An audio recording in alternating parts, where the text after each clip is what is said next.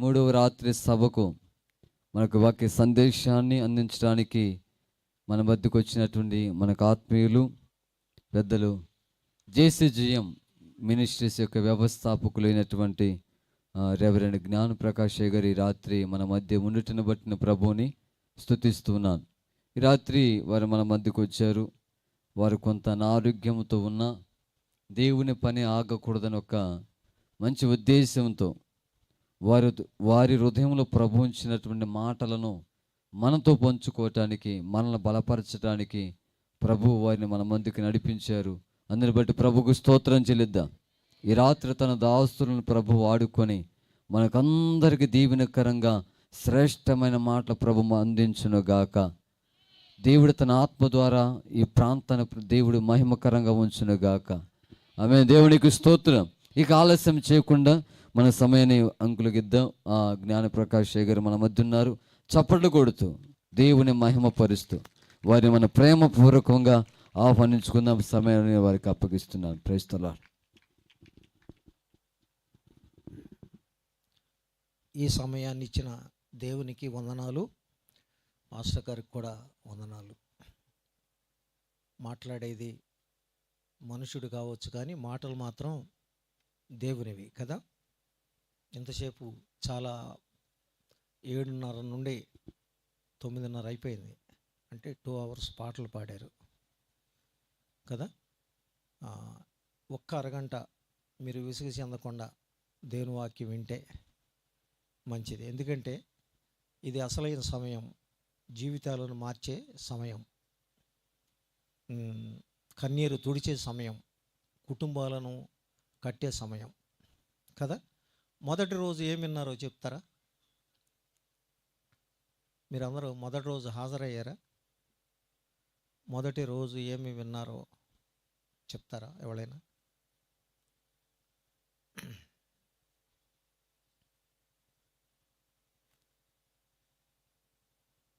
ఎవరు చెప్పరా?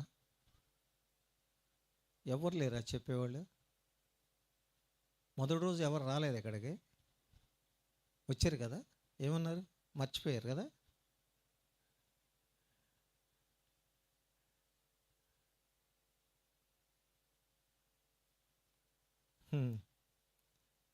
మరి మొదటి రోజు మాటే మర్చిపోయినప్పుడు నేను చెప్పినా కొంచెంసేపుడికి మర్చిపోతారుగా. మొదటి రోజు చక్కగా ఎవరైతే వాక్యాన్ని శ్రద్ధగా విని దాని ప్రకారం జీవిస్తారో అని చెప్పారు కదా. కనీసం నిన్న ఏ వాక్యం చెప్పారో చెప్తారా? అది కూడా చెప్పలేరా?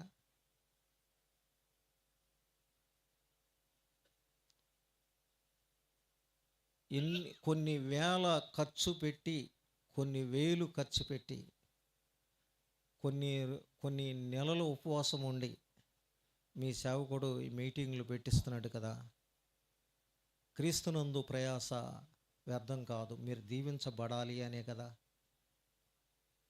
కొన్ని వేలు డబ్బులు ఖర్చు పెట్టి, కొన్ని రోజులు ఉపవాసం ఉండి కదా ఈ మీటింగ్లు ప్రయాసతో పెడుతున్నారు కదా. మీరు కూడా చాలామంది ప్రయాసతో పని చేస్తున్నారు కదా. కాబట్టి మరి గంట సేపు వాక్యం వినటానికి, ఆ వాక్యం కూడా గుర్తు పెట్టుకోలేకపోవటానికి బైబిల్ ఏం చెప్తుందో తెలుసా?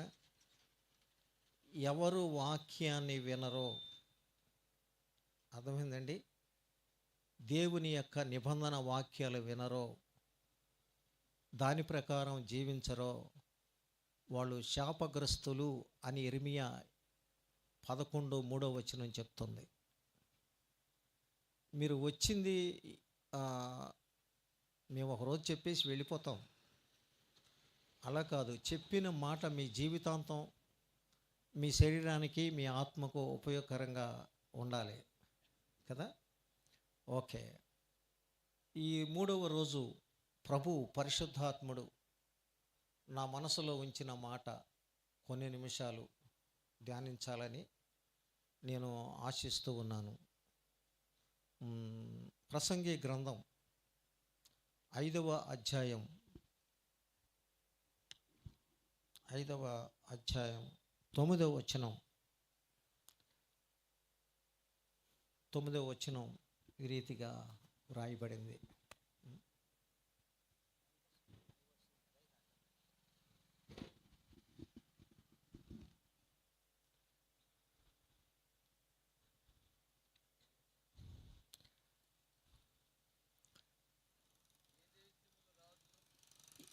ఇక్కడ బైబిల్లో వ్రాయబడిన ఈ పదాన్ని తీసుకుని కొన్ని నిమిషాలు వాక్యాన్ని నేను మీకు అందిస్తాను.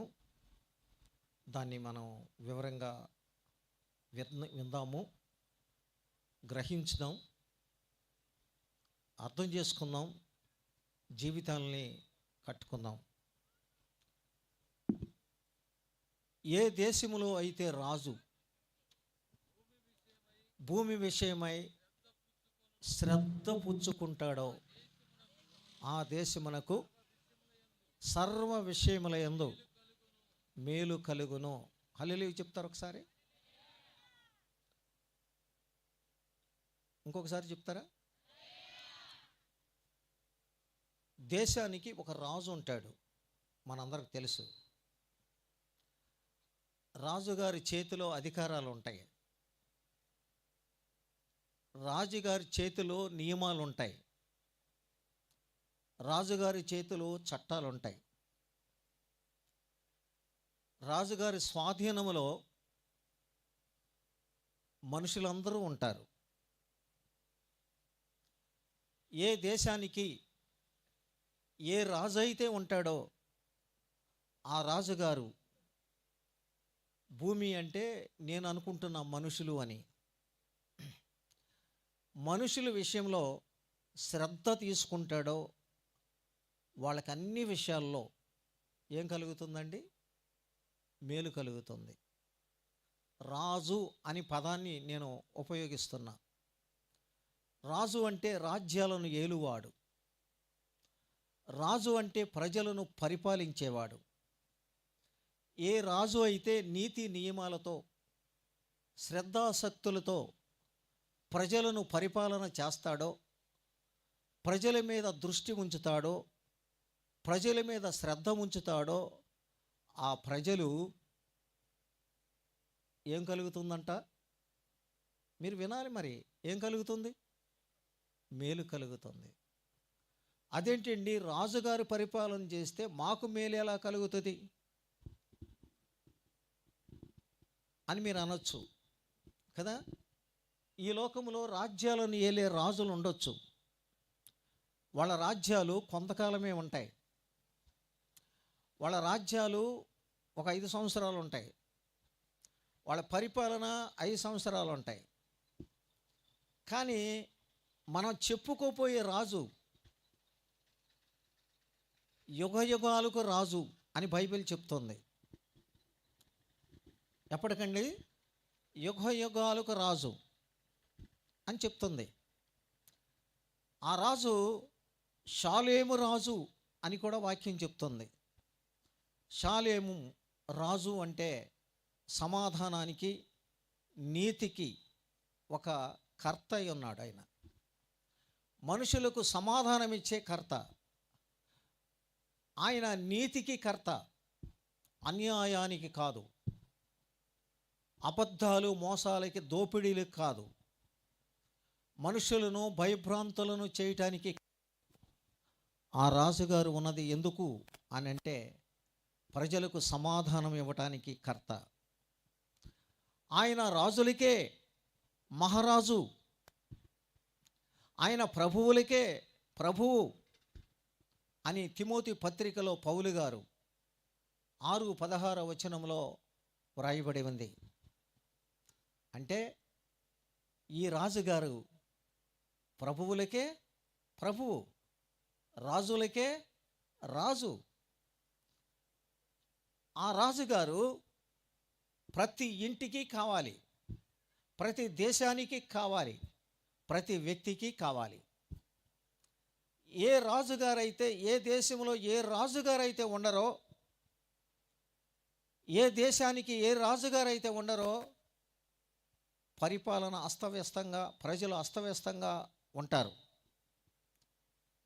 దీనికి న్యాయాధిపతుల గ్రంథంలో ఒక మాట వ్రాయబడింది. న్యాయాధిపతుల దినాల్లో రాజు లేడు. ఉన్నాడా? న్యాయాధిపతుల దినాల్లో రాజు లేడు.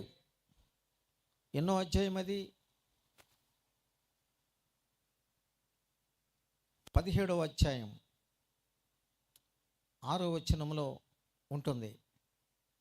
21వ అధ్యాయము న్యాయాధిపతులు 25వ వచనంలో 2 చోట్ల బైబిల్లో వ్రాయబడి ఉంది. శ్రద్ధగా వినండి, మీకు రెఫరెన్స్లు చదివించను. ఆ దినాల్లో ప్రజలకు రాజు లేడు. ఎవరు లేరు? ఏ దేశానికైతే రాజు లేడో ఆ దేశాన్ని ఏమవుతుందో తెలుసండి, ప్రజలు ఇష్టానుసారంగా ప్రవర్తిస్తారు అని రాయబడింది. గొర్రెల్ని కాసుకునేవాడు ఒక 100 గొర్రెలు ఉండనివ్వండి, 200 గొర్రెలు ఉండనివ్వండి, గొర్రెలకు కాపరి ఉండాలి. గొర్రెలకు కాపరి ఉండకపోతే ఏమవుతుంది? గొర్రెలన్నీ చెదిరిపోతాయి. చెదిరిపోయిన తర్వాత ఏమవుతుంది? సింహాల నోట్లో పడతాయి, తప్పిపోతాయి.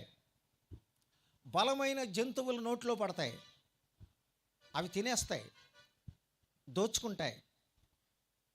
అందుకే కంపల్సరీ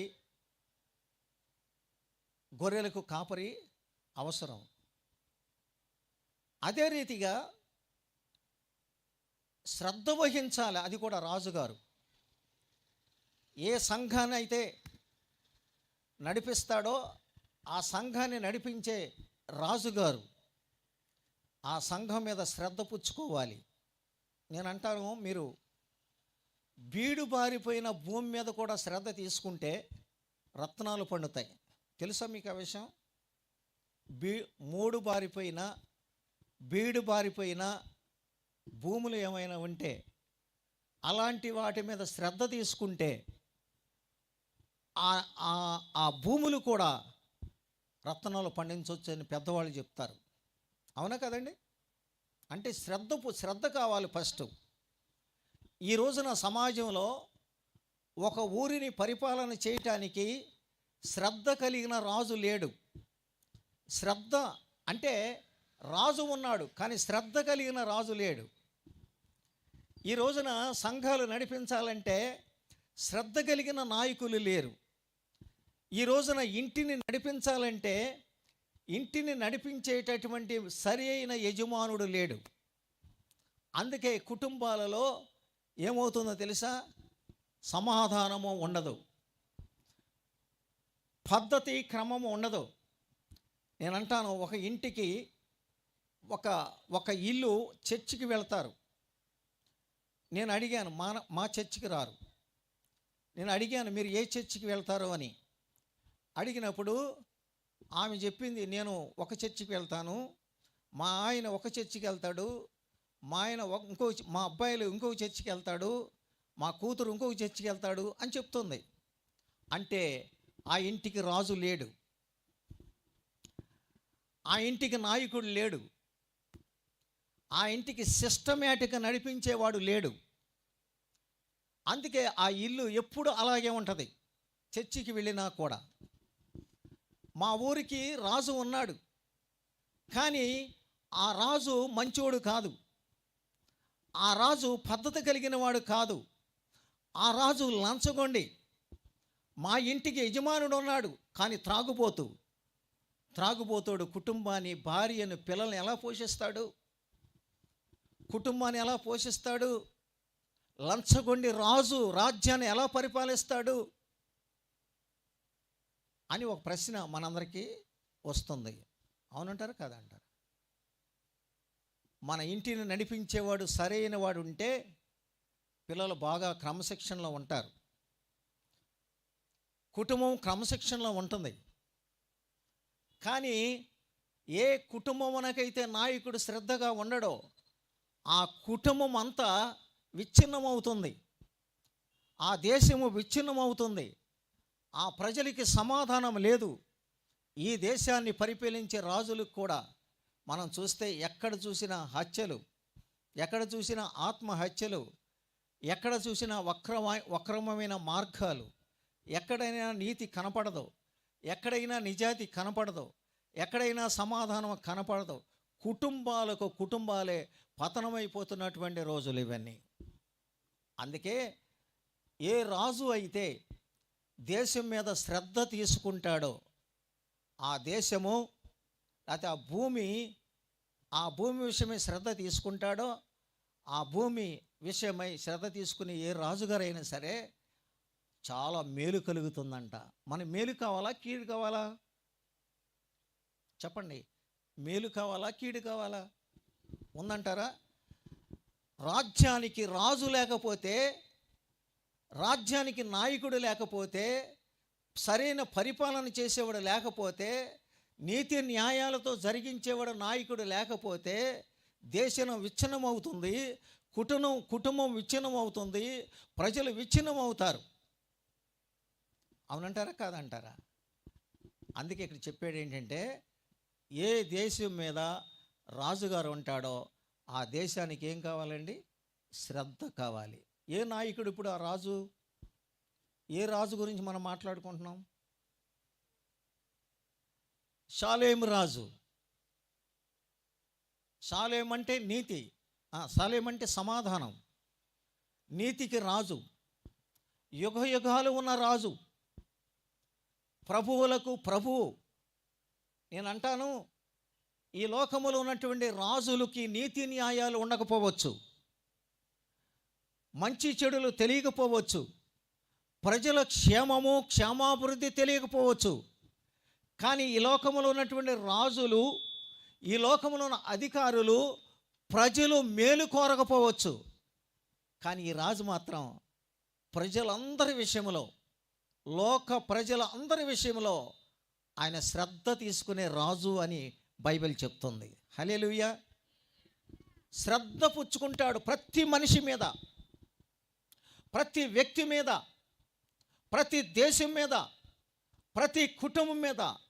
ఎవరు పతనమైపోతారో, ఎవరు కన్నీటితో ఉంటారో, ఎవరు శపించబడతారో, ఎవరు బంధకాల్లో ఉంటారో, ఎవరు కన్నీటితో ఉంటారో, ఎవరు శాపములో ఉంటారో, ఎవరు నెమ్మది లేకుండా ఉంటారో, ఈ రాజు ఖచ్చితంగా శ్రద్ధ చూపిస్తాడు అందరి విషయాల్లో. ఏ రాజుల సంగతి నాకు తెలియదు, కానీ నేను ప్రకటించే రాజు మాత్రం ఆయన షాలేంకు రాజు. హల్లెలూయా. నీతికి రాజు ఆయన. హల్లెలూయా. ఆ రోజుల్లో న్యాయాధిపతుల కాలంలో రాజు లేకపోవటం వలన ప్రజలు ఇష్టానుసారంగా బ్రతికారు. ఈ రోజున క్రైస్తవ జీవితంలో ఆ పరిశుద్ధాత్ముడు లేకపోవటం వలన ప్రజలు ఇష్టానుసారంగా ప్రవర్తిస్తున్నారు. దేవుణ్ణి నమ్ముకున్నాం అని అంటారు, కానీ దేవుణ్ణి నమ్ముకున్న సిస్టమ్ వారి దగ్గర కనపడదు.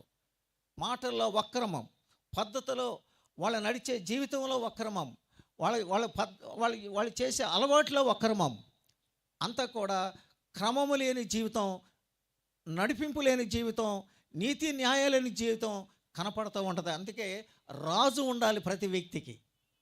నాకు రాజు ఉండాలి. అర్థమవుతుందండి? నేను కాదు నడిపించేది నా కుటుంబాన్ని. ఎవరు నడిపించాలి? పరిశుద్ధాత్ముడు నా ఇంటిని, నా సంఘాన్ని, నన్ను నడిపించాలి. బైబిల్ చెప్తుంది కదా, మీరు వెళ్ళవలసిన త్రోవల్లో ఆయన ఎలా నడిపించాలో అలా నడిపిస్తాడు. అందుకే ఇక్కడ రాయబడింది, ఈ షాలేము రాజుగారు, కొన్ని విషయాలు నేర్చుకుందాం, తెలుసుకుందాం. ఈ రాజుగారు ఈ లోకానికి దరిద్రుడిగా వచ్చాడు. ఆ రాజుగారు యుగాలు ఉండే రాజుగారు, తరతరాలు ఉండే రాజుగారు, రాజ్యాలను పరిపాలించే రాజుగారు, ప్రతి వ్యక్తి మీద శ్రద్ధ చూపించే రాజుగారు, ఒక మానవుడిగా, ఒక రిక్తునిగా, ఒక దరిద్రుడిగా ఈ లోకానికి మానవుడిగా వచ్చాడు. ఎందుకు చెప్పండి? దేవుణ్ణి చూసిన మనిషి ఎవరు బ్రతకలేరు. కానీ దేవుడు రూపాన్ని వదిలి, దేవుడు మహిమను వదిలి ఒక మానవుడిగా, ఒక దరిద్రుడిగా లోకానికి రావడం జరిగింది. రాజుగారు తన దేశం బాగుండాలని కోరుకున్న రాజుగారు దరిద్రుని వేషం వేసుకొచ్చి ఆ రాజ్యాన్ని అంతా తిరుగుతున్నాడంట. ఎవరైనా దొంగలు ఉన్నారా, ఎవరైనా అడుక్కునే వాళ్ళు ఉన్నారా, ఎవరైనా ఎవరైనా మోసగాళ్ళు ఉన్నారా, నా దేశంలో అలాంటి వాళ్ళు ఉండకూడదు, నా దేశంలో మంచి వాళ్ళు ఉండాలి, నా దేశంలో ఆకలి దప్పులు ఉండకూడదు, నా దేశంలో కరువులు ఉండకూడదని రాజుగారు దరిద్రుని వేషం వేసుకొచ్చి తిరుగుతూ ఉన్నాడంట కదండి. అక్కడక్కడ కలెక్టర్లు కొన్ని చోట్ల అలాగే తిరుగుతారు కదా చెక్కింగ్ కోసం. ఇక్కడ యేసు పరలోకముందున్న రాజు, మహిమలో ఉన్న రాజు, ఒక మానవుడిగా రాజులకు రారాజైన ఆ దేవుడు, ఆ ప్రభువు ఒక మానవుడిగా రిక్తునిగా ఈ లోకానికి మారు వేషంలోనికి లేకపోతే దరిద్రతలోనికి ఆయన వచ్చాడు. ఎందుకు తెలుసండి? ప్రతి మనిషి బాధలు తెలుసుకోవాలని, ప్రతి మనిషి కష్టాలు తెలుసుకోవాలని, ప్రతి మనిషి దరిద్రంలో ఉండకుండా, శాపములో ఉండకుండా బయటికి రావాలని ఆయన ఉద్దేశం. హల్లెలూయా కదండి. ఒక వ్యక్తి, మీకు లోతు ఎంతమందికి తెలుసండి? లోతు కుటుంబం కదా, ఒకప్పుడు బాగా బ్రతికిన కుటుంబం. అబ్రహాముతో ఇంచుమించు ఆశీర్వాదము పొందినటువంటి వ్యక్తి. అబ్రహాము బహుగా దీవించబడిన వ్యక్తి. అబ్రహాముతో పాటు లోతు కూడా దీవించబడిన వ్యక్తి. కానీ వాళ్ళకి కలహం రావటం వలన లోతు కుటుంబం మరో ప్రదేశానికి వెళ్ళిపోయింది. లోతు కుటుంబం మరో ప్రదేశానికి వెళ్ళిపోయిన తర్వాత అక్కడ ఆస్తులన్నీ పోయాయి, అక్కడ సమాధానం పోయింది, అక్కడ ప్రార్థనా జీవితం లేదు, అక్కడ నీతి న్యాయాలు లేవు, అక్కడ పరిశుద్ధత లేదు. ఎందుకంటే అక్కడ నివసించే ప్రాంతం అంతా కూడా ఎవరున్నారో తెలుసా? రాజు లేని ప్రాంతం అది. అంటే నీతి న్యాయాల్లో నడిపించే ప్రాంతం కాదది. రాజు భయం, దేవుని భయం లేని ప్రాంతం అది. బహు పాపులు ఉన్నటువంటి ప్రాంతం అది. ఇచ్చలవిడిగా తిరుగుతున్న ప్రాంతం అది. ఆల్రెడీ దేవుని దృష్టి ఆ ప్రాంతం మీద, ప్రజల మీద ఉంది. అందుకే ఆ రాజుగారు చూడండి ఎంత శ్రద్ధ వహించాడో ఆ కుటుంబం మీద. ఒకప్పుడు రక్షింపబడిన కుటుంబము, చక్కగా దేవుని నీతి న్యాయాల కుటుంబము పాడైపోతుంది, నశించిపోతుంది, దరిద్రంలోకి వెళ్ళిపోయింది, శాపంలోకి వెళ్ళిపోయింది. ఉన్నదంతా కోల్పోయాడు, విశ్వాసాన్ని కోల్పోయాడు, పరిశుద్ధతను కోల్పోయాడు, ఆస్తులను కోల్పోయాడు. కనీసం మనుషులన్నా బయటికి తీసుకురావాలని దేవుడే మానవుడిగా వచ్చి ఆయన చేను పెట్టుకుని బయటికి తీసుకుని వచ్చాడు. హల్లెలూయా. ఎంత శ్రద్ధ వహించాడంటారు? ఎందుకని అక్కడ ఒక మాట ఉంటుంది బైబిల్లో, బయటికి రండి. ఎక్కడి నుంచి బయటికి రమ్మన్నాడు? శాపములోంచి బయటికి రమ్మన్నాడు. ఈ భయంకరమైన పాపుల మధ్యలోంచి బయటికి రండి అన్నాడు కదా. అక్రమమైన ప్రజల మధ్యలోంచి బయటికి రండి అన్నాడు. మూర్ఖులైన ఈ తరం వారికి వేరైపోయిందని చెప్పాడు. చెయ్యి పట్టుకొని ఆ ఫ్యామిలీని బయటికి తీసుకొచ్చాడు. ఎక్కడ తీసుకొచ్చాడు? సోయరు అనే ప్రాంతానికి తీసుకొచ్చాడు. సోయరు అంటే అక్కడ చిన్నది అని అర్థం. సోయరు ప్రాంతం, ఆ ప్రాంతానికి వెళ్ళేటప్పటికి సూర్యోదయం కలుగుతుంది, అంటే వెలుగు కలుగుతుంది. చూడండి, శాపము నుండి మనిషిని, పాపము నుండి మనిషిని, దరిద్రము నుండి మనిషిని ప్రత్యేక శ్రద్ధ వహించి ఆ రాజుగారు నశించిపోయిన ప్రతి దానిని వెదకి రక్షించి బయటికి తీసుకొచ్చే వ్యక్తి ఆయన. ఒకప్పుడు నా జీవితంలో, నేను ముగిస్తా 5 నిమిషాలు, నా జీవితంలో నేను చెడిపోయినటువంటి వ్యక్తిని, పడిపోయినటువంటి వ్యక్తిని. ఏ మనిషికి నాకున్న అలవాట్లు లేవు. మానసికంగా స్థితిని కోల్పోయాను, ఆర్థికంగా స్థితిని కోల్పోయాను. చనిపోదాం రేపు సాయంత్రం అనుకున్నాను, కానీ ఆత్మహత్య చేసుకుందాం అని అనుకున్నాను. కానీ అనుకోని రీతిగా ఒక వ్యక్తి నన్ను ఇలాగే మీటింగ్ తీసుకెళ్ళారు. ఆ మీటింగ్ తీసుకెళ్తే ఒక వాక్యము నాతో మాట్లాడుతుంది. అది చెప్పడానికి ఇన్ని మాటలు చెప్పేది నేను మీకు. ఆ వాక్యము నాతో మాట్లాడుతుంది. ఇర్మియా 17వ అధ్యాయము 7వ వచనం ఈ రీతిగా, యెహోవాను నమ్ముకున్నవాడు ధన్యుడు అని అక్కడ వాక్యము సేవకుని ద్వారా ఆ సభలో నాకు వినపడుతూ ఉంది. ఆ వాక్యమును విన్న వెంటనే 5 నిమిషాల్లోనే ఆ వాక్యం విన్న వెంటనే నా జీవితం మారిపోయింది. హల్లెలూయా. నా అలవాట్లు మారిపోయినాయి. హల్లెలూయా. ఎవరు హల్లెలూయా కూడా చెప్పరా?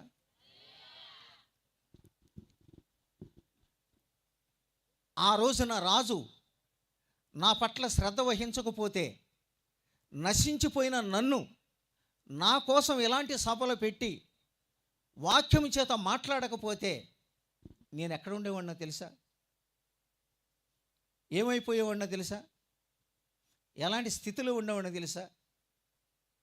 శారీరకంగా పతనమైపోయేవాడిని, ఆర్థికంగా పతనమైపోయేవాడిని, ఆత్మీయంగా దేవుడు లేకుండా బ్రతికేవాడిని.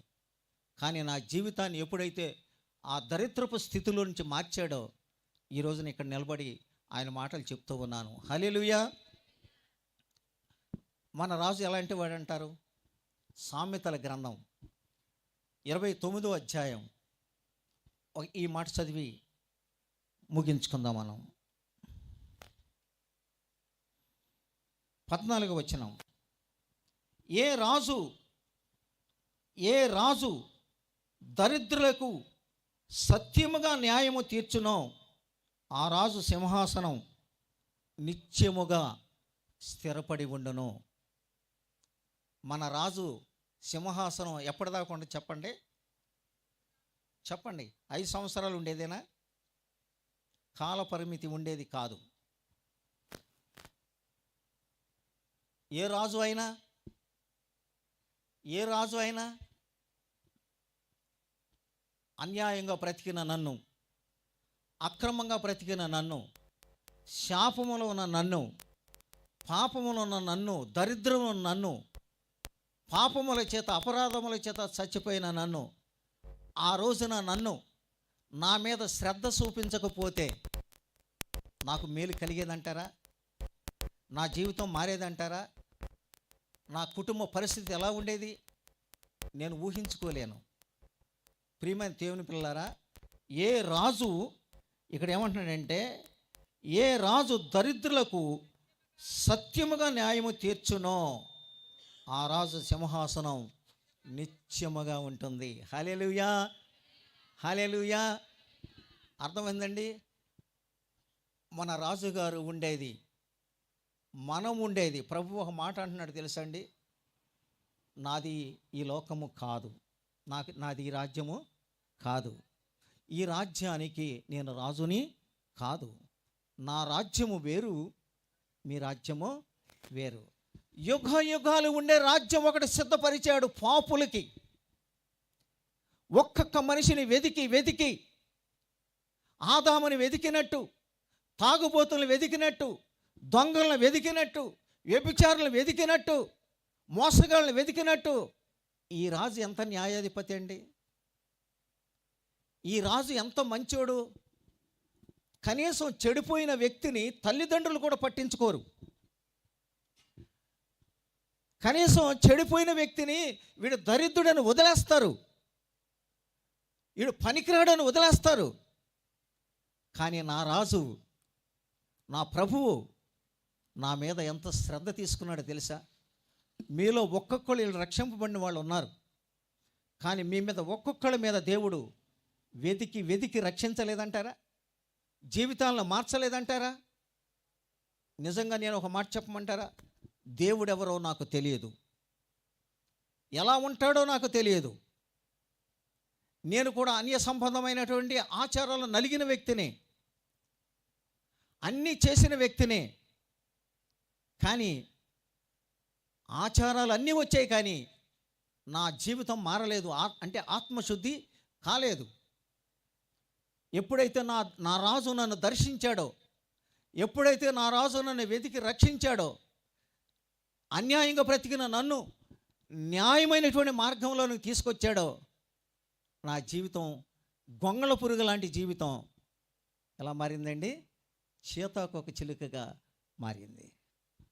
ఆయన 2 రోజులు ఉండి వెళ్ళిపోయే రాజు కాదు. ఆ రాజుగారు నన్ను నడిపిస్తాడు క్రమశిక్షణలో, నన్ను నడిపిస్తాడు దైవ భక్తిలో, నన్ను నడిపిస్తాడు, చివరి వరకు నడిపిస్తాడు, అంతం వరకు నడిపిస్తాడు, మళ్ళా తప్పిపోకుండా నడిపిస్తాడు, మరలా పడిపోకుండా నడిపిస్తాడు. ఓడిపోకుండా నడిపిస్తాడు, మరలా తప్పు చేయకుండా నడిపిస్తాడు,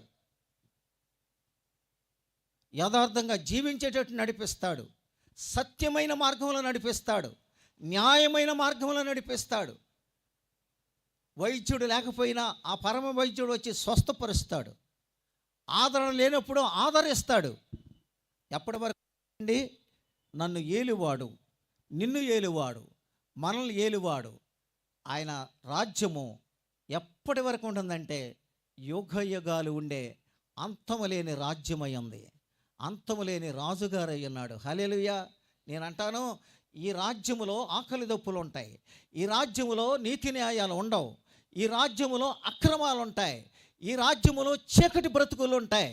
కానీ ఆ రాజ్యములో అక్రమాలు ఉండవు, ఆ రాజ్యములో చీకటి ఉండదు, ఆ రాజ్యములో కన్నీరు ఉండదు, ఆ రాజ్యములో రాజకీయాలు ఉండవు, ఆ రాజ్యములో పాపము శాపము ఉండదు. అటువంటి సమాధానకరమైన రాజ్యం. అందుకే ఆ రాజుగారు నా మీద శ్రద్ధ వహించి నన్ను వెదికి రక్షించాడు. ఆ రాజుగారు లేనప్పుడు నేను ఎలా బ్రతికాను చెప్పండి ఒకసారి. న్యాయాధిపతుల గ్రంథం చదివాం కదా. రాజు లేకపోవటం వలన ఆ దేశంలో ప్రజలు ఎలా బ్రతికారండి? ఇష్టానుసారంగా ప్రవర్తించారు. నేను ఇప్పుడు ఆ రాజుగారు నా జీవితంలోనికి వచ్చిన తర్వాత, నన్ను దర్శించిన తర్వాత నా ఇష్టానుసారంగా నేను ప్రవర్తించలేను కదా, నా ఇష్టానుసారంగా మాట్లాడలేను కదా, నా ఇష్టానుసారమైన పద్ధతులు అవలంబించలేను కదా. ఎందుకంటే ఆ రాజుగారికి ఒక చట్టం ఉంది, ఆ రాజుగారికి ఒక నీతి ఉంది, ఆ రాజుగారికి ఒక న్యాయం ఉంది, ఆ రాజుగారికి ఒక సిస్టమ్ ఉంది. ఎటువంటి పరిస్థితుల్లోనైనా ఆ రాజుగారు నిన్ను నన్ను కదా విడిచిపెట్టుకోకుండా నడిపిస్తాడు. ఎవరు విడిచిపెట్టినా, ఎవరు విడిచిపెట్టకపోయినా ఆయన మాత్రం రక్షించిన దేవుడు నిన్ను విడిచిపెట్టాడు. జ్ఞాపకం చేసుకోండి. ఈ ఊరికి రాజు ఉన్నాడా? ప్రశ్న. మీ ఇంటికి రాజు ఉన్నాడా? ప్రశ్న. సంఘానికి రాజు ఉన్నాడా? ప్రశ్న. అర్థమైందండి? రాజు లేని దేశము ఎలా ఉంటుందో చెప్పండి ఒకసారి. రాజు లేని దేశం ఎలా ఉంటుందంటే ఇష్టానుసారంగా బ్రతుకుతారు. నా జీవితానికి రాజున్నాడు, నా ఇంటికి రాజున్నాడు, నా పిల్లలకు రాజున్నాడు, నా సంఘానికి రాజున్నాడు, నా ఊరికి రాజున్నాడు. అర్థమైందండి? నా ఊరికి ఎలాంటి రాజు ఉన్నాడు నాకు తెలియదు, కానీ నా సంఘానికి రాజు ఉన్నాడు. హల్లెలూయా. ఆయన షాలేమ రాజు, ఆయన తరతరములు ఉండే రాజు. ఆయన సింహాసనము నిత్యము ఉంటుంది, ఆయన సింహాసనము తరతరాలు ఉంటుంది. ఆయన సింహాసనము ఇప్పుడు కూడా ఆయన ఎక్కడ కూర్చోబెట్టాడు? ఇప్పుడు నన్ను పాప స్థితిలో ఉన్న నన్ను ఎక్కడ కూర్చోబెట్టాడు? ఇప్పుడు మనం ఎక్కడ కూర్చున్నామో తెలుసా? కళ్ళు కాంపౌండ్లో కూర్చోలేదు, సినిమా హాల్లో కూర్చోలేదు, ఇంకో చోట కూర్చోలేదు. ఎఫెసీయులకు రాసిన పత్రిక 2వ అధ్యాయము 7వ వచనం 8వ వచనం ఈ విధంగా చెప్తుంది. అబ్రహాము మనల్ని ఎప్పుడైతే దేవుడు రక్షించుకున్నాడో ఆయన మనల్ని ఆయన కుడిపార్శ్వం మీద కూర్చుండబెట్టుకుని ఉన్నాడు. హల్లెలూయా. ఎక్కడ కూర్చుండబెట్టుకున్నాడు? కుడిపార్శ్వమున ఆయన మనల్ని కూర్చుండబెట్టుకున్నాడు. మీరు ఎక్కడున్నారో తెలుసా అండి? ఆయన రాజ్యములో కదా. భూమి మీద ఉన్నాం మీరు అనుకుంటున్నారు.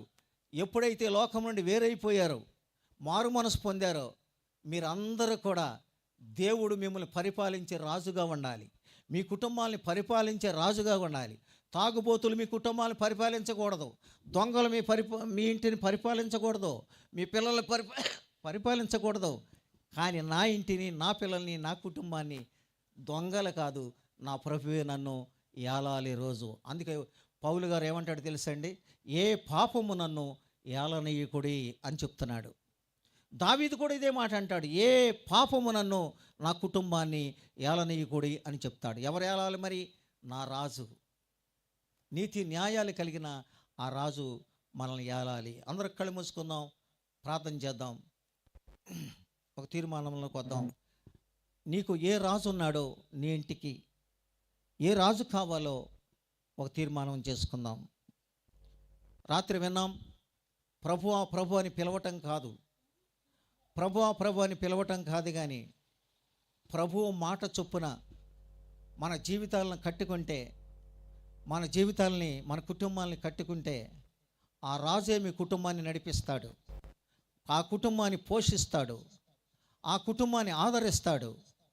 కష్ట సమయాల్లో కూడా, నష్ట సమయాల్లో కూడా, ఆదరణ లేని సమయాల్లో కూడా నిన్ను నన్ను కుటుంబాన్ని నడిపిస్తాడు. ఏ తెగులు నీ గుడారానికి రాకుండా, ఏ శాపాలు ఎంతి దినాల్లో మీ గుడారానికి రాకుండా,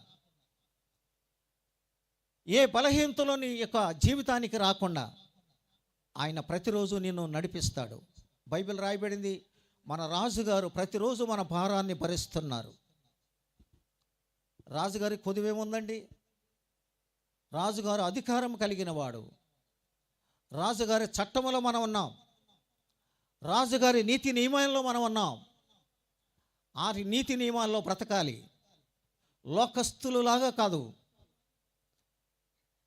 అన్యాయస్తుల్లాగా కాదు, ఆచారబద్ధముగా కాదు. నీతి న్యాయాలు ఇచ్చే ధర్మశాస్త్రాన్ని ఇచ్చిన ఆ పరిశుద్ధాత్మ దేవుడు మనకున్నాడు. కళ్ళు మూసుకుని ప్రార్థన చేద్దాం. నడిపిస్తాడు నా దేవుడు, శ్రమలోనైనా నన్ను విడువడు. నడిపిస్తాడు నా దేవుడు, శ్రమలోనైనా నన్ను విడువడు.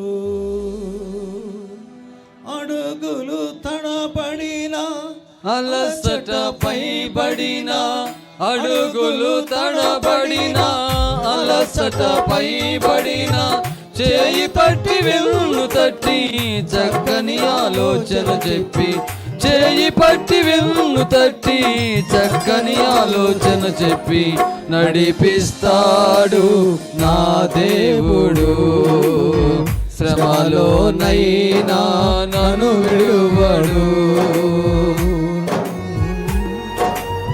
అందరం చప్పట్లు కొడదాం, పాట పాడదాం. నీ కుటుంబాన్ని నడిపించే నాయకుడు ఉన్నాడు. నాకెవరు లేరు అనుకోకండి. నీతి న్యాయ మార్గాల్లో నడిపిస్తాడు. కష్ట సమయాల్లో తోడుగా ఉంటాడు. ఇష్టానుసారంగా బ్రతకకుండా, ఇష్టానుసారంగా జీవించకుండా చేస్తాడు.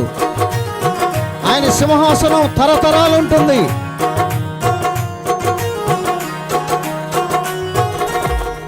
అంధకారమే దారి మూసిన, నిందలే నన్ను కృంగదీసిన,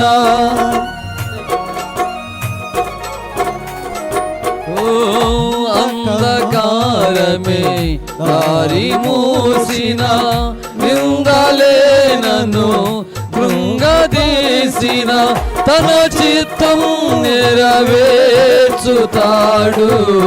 గమ్యము వరకు నన్ను చేర్చుతాడు.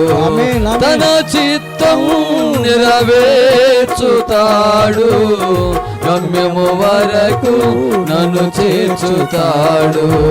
నడిపిస్తాడు నా దేవుడు, శ్రమలోనైనా నన్ను విడువడు. నడిపిస్తాడు నా దేవుడు, శ్రమలోనైనా నన్ను విడువడు.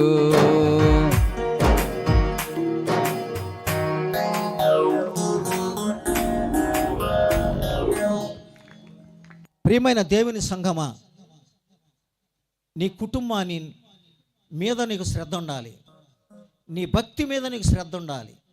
నీ దేవుని మీద నీకు శ్రద్ధ ఉండాలి. నీ పిల్లల మీద నీకు శ్రద్ధ ఉండాలి. ఎవరైతే శ్రద్ధ కలిగి ఉంటారో వారికి మేలు కలుగుద్ది.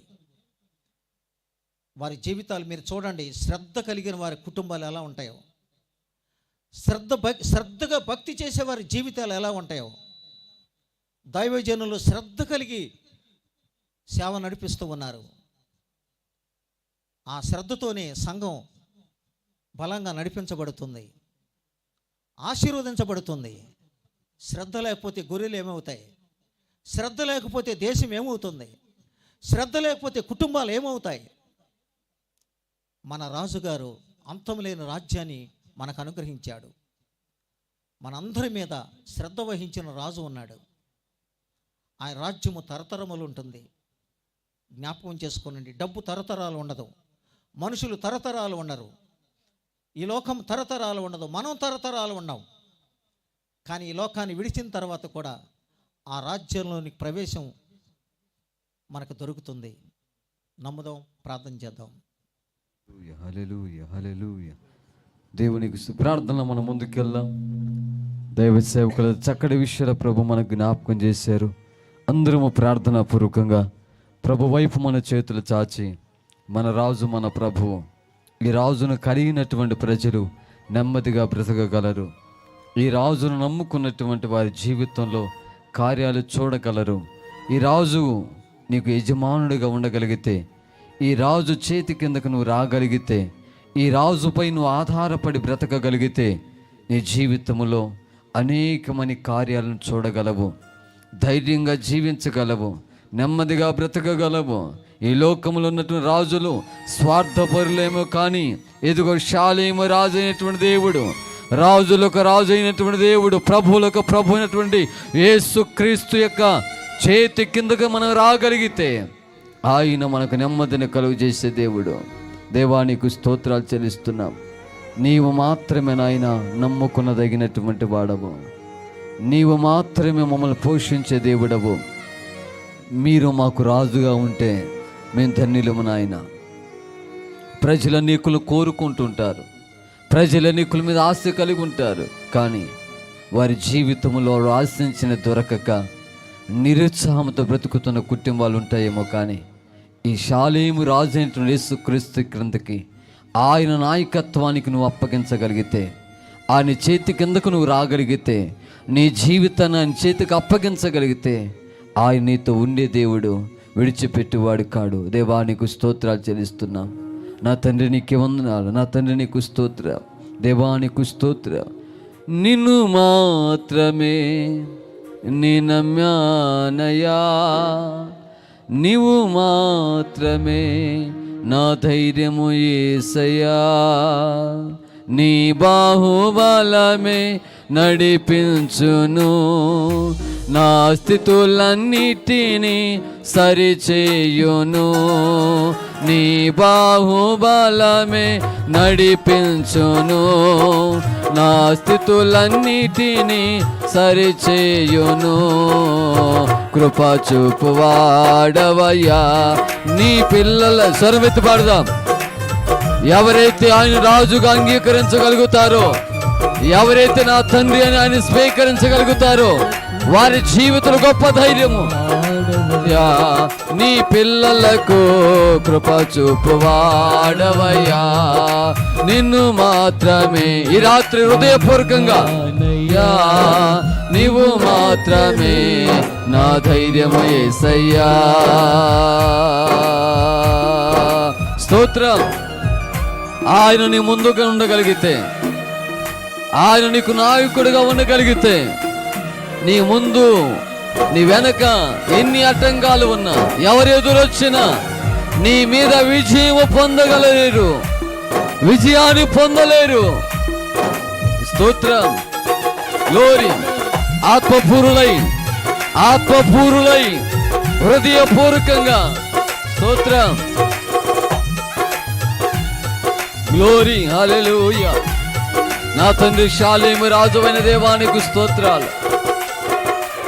ఓ నా ముందు నీ ఉండగా ఎదురొచ్చు వాడెవ్వడు, కార్యములు చేయగా అడ్డుపడువా. స్త్రీలారా పురుషులారా అందరి మాట చెబుతా, నా రాజువు నీవే.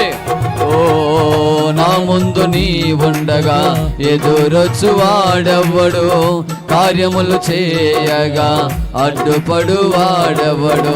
సకాలము నీదేనయ్యా, సహాయకుడా నీలో దాగెదనయ్యా.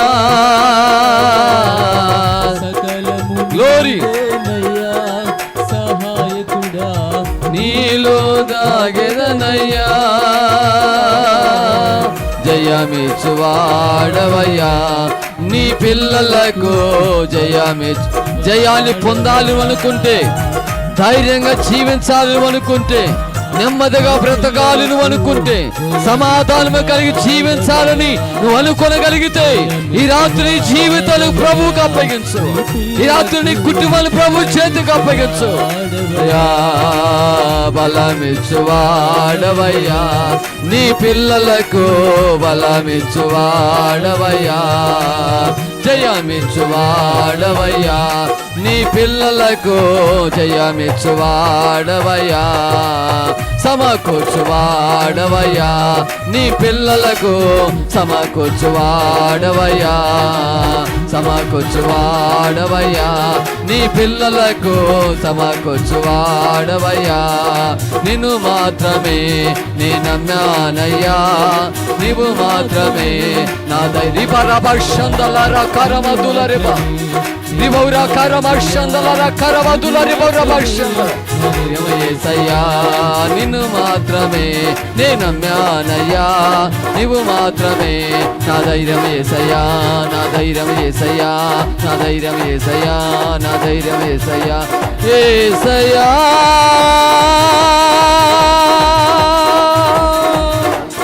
యేసయ్యా, యేసయ్యా,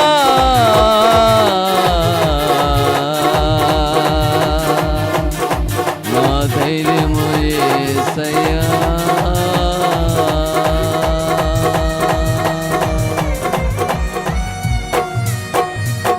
ప్రభుతో చెబుదాం, దేవా నీవు నాకు నాయకుడిగా ఉండాలి, నీవు నాకు రాజుగా ఉండాలి, నేను పరిపాలించే నాయకుడిగా ఉండాలి ప్రభువా. ఈ లోకములో అనేకుల మనుషుల మీద ఆధారపడతారేమో కానీ నా నమ్మిక నీవే, నా రాజు నీవే.